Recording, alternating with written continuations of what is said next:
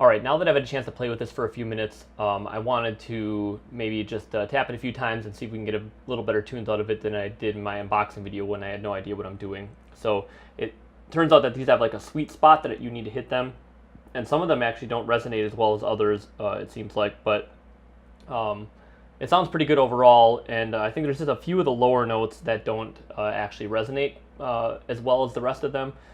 They seem to be in tune, but just for whatever reason they don't resonate. So I'm just going to make something up here. It's going to sound bad, but just to give you a sense of what it sounds like.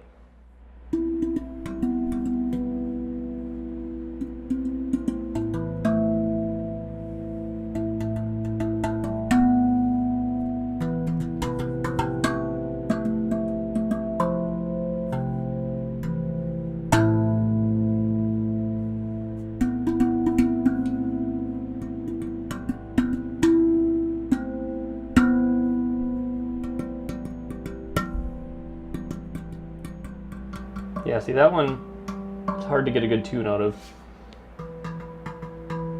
That one's not so bad. Yeah, it's mainly that one.